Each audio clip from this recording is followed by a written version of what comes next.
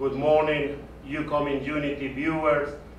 Thank you for being here with us. Thank you to the set. Thank you to Dr. Carroll one more time for having me here to share in a humble way the knowledge that I have about COVID-19.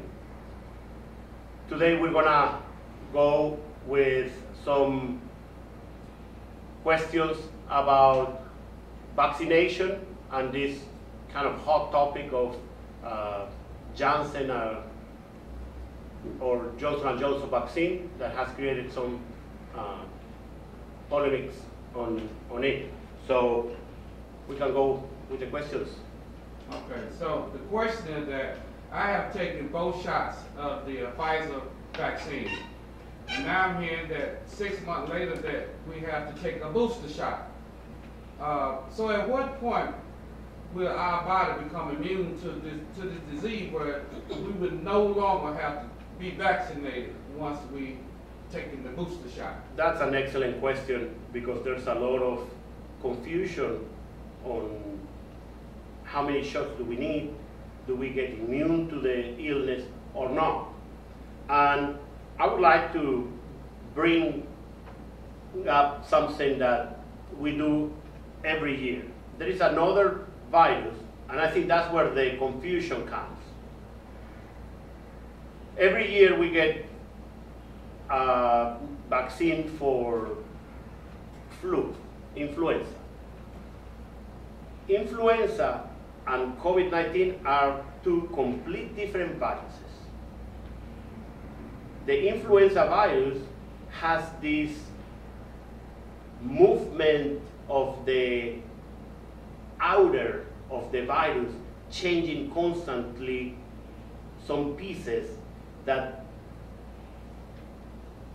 do not allow to use the same antibodies, the same vaccines every year.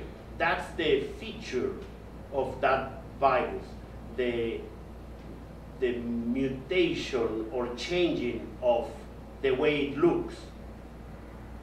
SARS-2 or COVID-19 is not like that. It doesn't have that property, the same property that this influenza has. But SARS-2 or COVID-19, as a virus, what it does, it reproduces, it replicates. What a virus does is only looking for a cell. A virus cannot live on its own. A virus needs a cell. And that specific virus, it needs the cell of the respiratory system. So what it does, when it finds the cell, of the respiratory system, it anchors and it delivers its genetic material with the idea to reproduce, to replicate. Viruses are very interesting, but at the same time, they do not have all the pieces for them to reproduce by itself. They don't have all what they need. So they use the body of a person, of that specific cell where they can anchor, to reproduce, to replicate. And even the replication or reproduction mechanisms doesn't have what we call in medicine proofreading. They don't have, like when you are working in a line, in a production line, and you're making this paper folded like this, there's somebody that says, if it looks that in this production line, this paper is folded like this, somebody will come and fold it back to where it should be. That happens in the replication of a virus, in the making of proteins to build up the virus. But they don't have that proofreader. They don't have that person that will refold to where it should be. And this piece will continue to go like this in the line of production without this being fixed. That creates what we call mutations in the genetic code of the virus. And that will translate into proteins that are shaped in a different way. So if the virus was something, let's say three-dimensionally, if the virus was something like this, and this allowed the virus to anchor what it needed to anchor in that cell, well, maybe this is folded. And when it wants to anchor it, when it has mutations, it falls, and it cannot anchor. So a mutation doesn't necessarily help the virus. It's like an evolution that happens pretty fast. But viruses replicate every minute. They replicate thousands of times. And without a proofreading, they make mistakes in the building of the virus.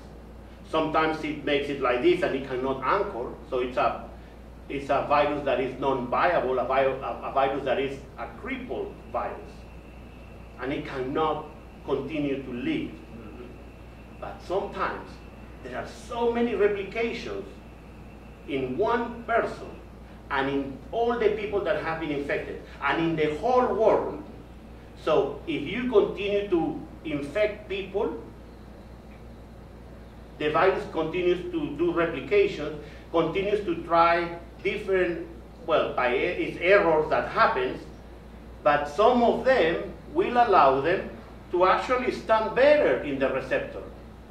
Those, when the mutation or several mutations, several changes three-dimensionally improve the virus infectivity or any of the features of the virus, at that moment, you created a variant, the so-called Brazilian variant or the English variant. There are so many try and errors of those mutations without proofreading that at some point it creates a new strain that will be strong enough to survive and to replicate in the new mode. You have a stronger virus, or a faster virus, or a more infective virus. So the virus will improve certain features of the virus. But the real question is, can those mutations change what we use to kill the virus? What we use to kill the virus is an antibody. We produce the antibody.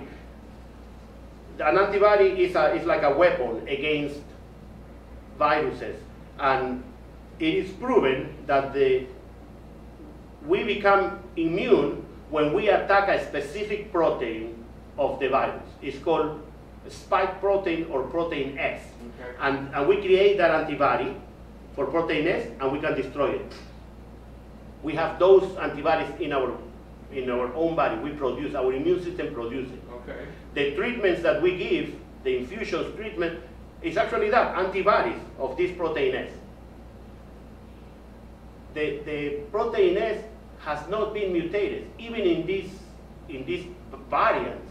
So in reality, you ask me, do I need a booster? Right. Well, we will need a booster if the virus really mutates on the protein S, because the way that we are destroying the virus is with that antibody.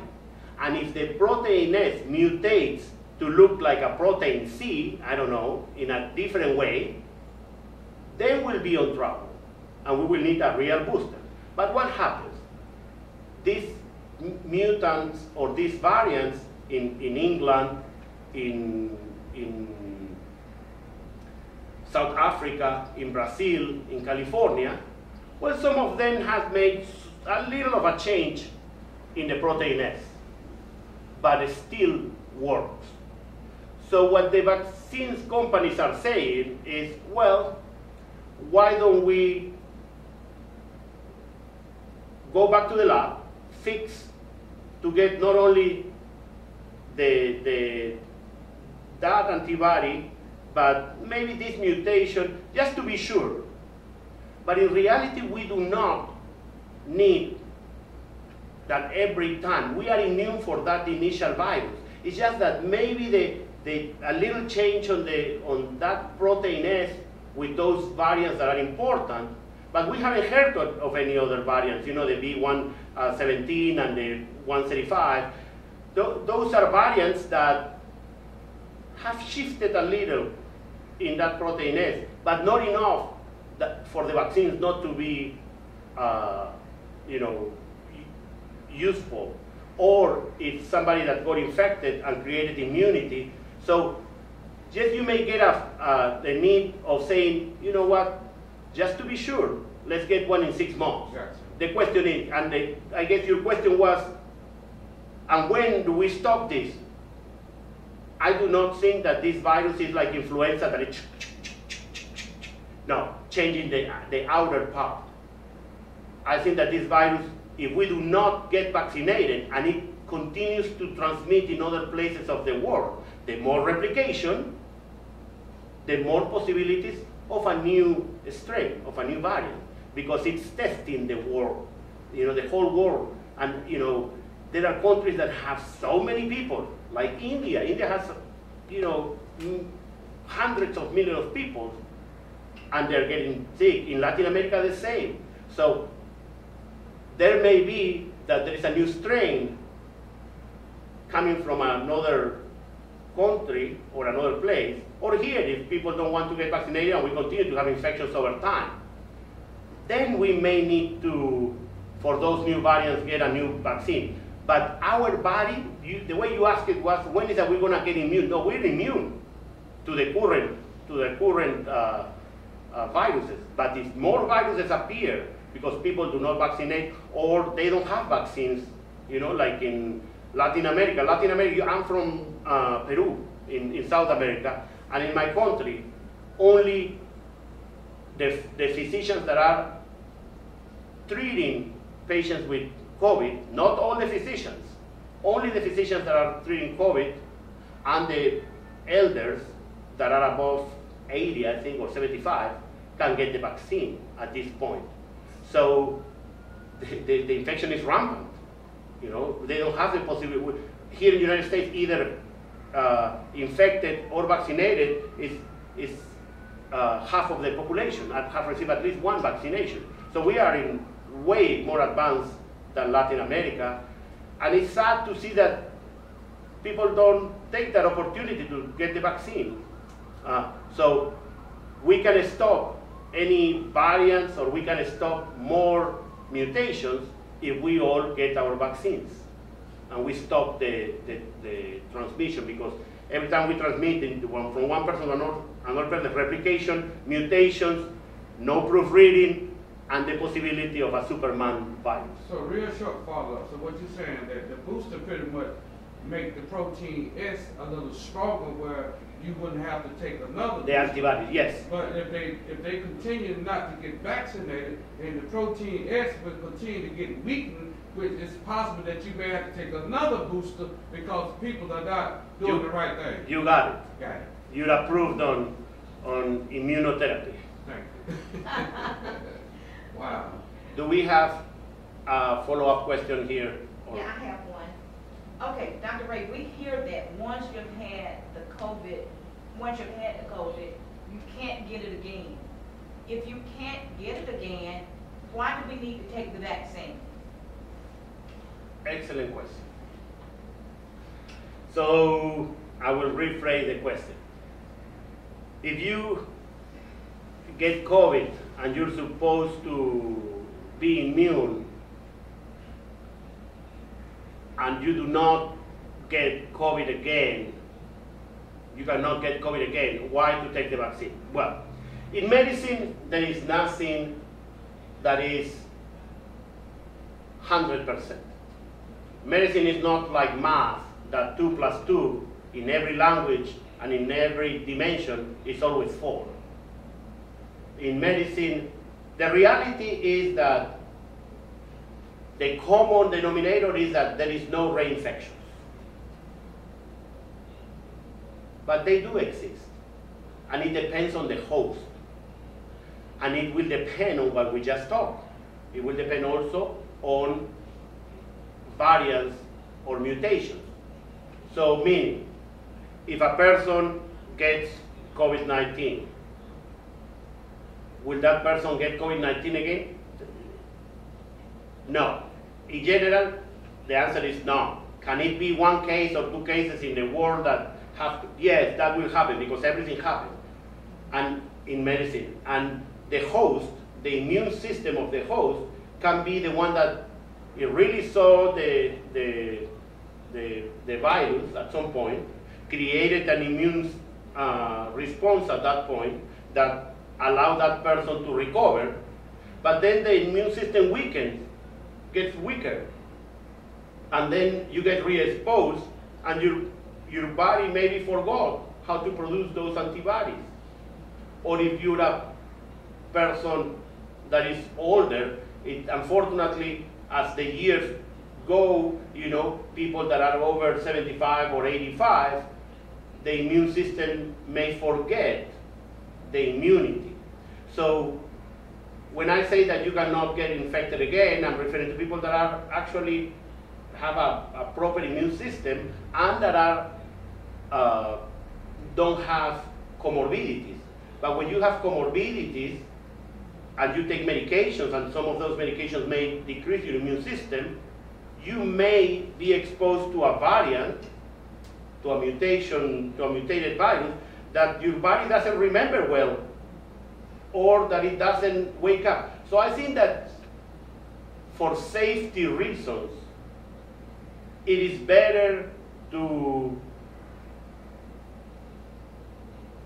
vaccinate everybody than to start picking. It's very difficult to pick who maybe you need the vaccine, maybe you don't need the vaccine if you had it. In my personal practice, I always say if you have the infection, let's wait for some months. I have the possibility of measure antibodies, activity if the person has developed antibodies against the disease, and say let's wait for 3 months, and when the antibodies start fading, let's do a booster with the vaccine. So I use pretty much the vaccine as a booster to remind the body that you know how to how to fight this virus. I think that that's fair the way I see it. It has been so safe, Dr. Carroll, that I feel that getting the vaccine after being infected is not of much harm.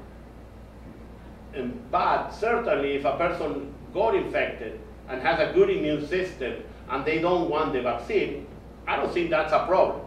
The problem is in the person that did not get infected, has not got infected, and is still out there being reluctant towards the vaccine. But if a person has got COVID-19 and it has good health, I don't think that it's mandatory to get it. But it could be used as a booster, I think, and it will be helpful. But you could skip it, I think. Any other questions? I guess it's important to remember that here in Alabama, we are vaccinated any person 16 years old and above. And there are several places to get vaccinated, and there are many open spots for vaccination. You can vaccinate yourself from 8 a.m. to 5 p.m. in different places. Baptist Health System has a great clinic for vaccination, and which is in the boulevard. And my daughter Fernanda, that is 18, went to get her vaccine there, and I went to see it because it was kind of the second day that it was open, when it was open to 16 and above. And it's this big space where there is tons of nurses and healthcare professionals, and they have set up all these chairs 6 feet apart. I thought that it was not. I was very happily surprised on how fast that was set up and how good it was set up. You had a question? Yeah, I'm still here testing my nurse right now as we speak. Last night I experienced for the first time when I was drinking some water that my hand just had the shakes. I just never did it before. And the only thing that knew that happened to my body was I've been vaccinated. So I'm trying to see if this shake in a way possible connected with possible a side effect because of the fact that I never experienced something like this. Since you're bringing the question from yourself, when did you receive your second vaccine? Was pretty much I've been fully vaccinated for 7 days. That's the first question they asked me. By 7 days I've been vaccinated. Fully vaccinated. For 7 days. Okay. So usually after the second vaccine, you may have some symptoms. What to expect? I guess what to expect. I will change the question to what is that you expect when you get vaccinated, either the first time or the second time. If you have had COVID before, when you get your first vaccine, which is a booster, because you already have immunity, supposed to have immunity, you will feel ill, you will feel pain in your arm, you will feel soreness in your joint of the shoulder. Some people may have back pain, headaches, fever. But if you did not have COVID, you may feel the second time those symptoms: fever, soreness in the arm, some headaches. Now, I've been approached by several of my patients that are above 85 years old, 80 years old, and they tell me, I did not feel anything the first time, neither the second time. But a week later, I felt a little like if I had a cold. In older adults, it takes a little longer to develop that immunity. And it's actually for them that you get that second dose, But you cannot be picking. In public health, you have to include everybody in one recommendation. And that's why we use two boosters for the people, older adults or immunocompromised, or people that have comorbidities, to do two vaccines to increase the level of protection. So I think that the symptoms could be many. I think that your question is directed to a shaking of a tremor of the hand. Mm-hmm. I would say just watch it. It could be that there is some symptom that is triggering you to do that. I haven't heard of a specific tremor after the second shot, but I'm pretty sure that it will be okay. I will wait on to see if that recurs or if you have any problems with that in the upcoming days. Any other questions? That was going to be my question, the last, just as Mr. Boyd has stated, as far as the age, I think that was the one he was focusing on. What age, you mentioned that, what age was safe for children to start getting there? You have already stated that. I guess these questions that I got here goes kind of what you were mentioning, Dr. Carroll. Have you seen any patients with COVID symptoms or testing positive for COVID that have had the vaccine? Yes. Have I seen COVID in people who have had the vaccine? Yes.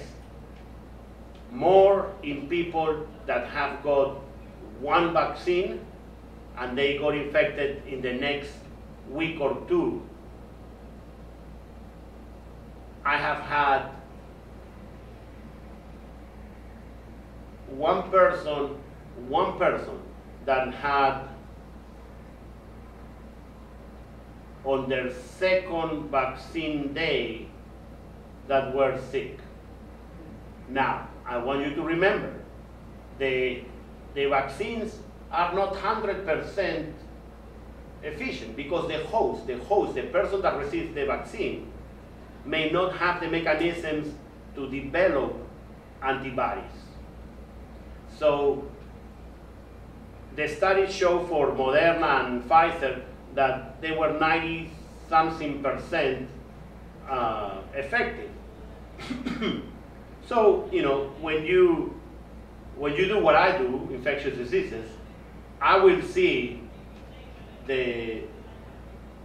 with so many thousands of people or millions of people vaccinated, I will see people that are in that 5% that, you know, that the vaccine unfortunately do not help. But I have not seen a severe case in a person that has had the vaccine and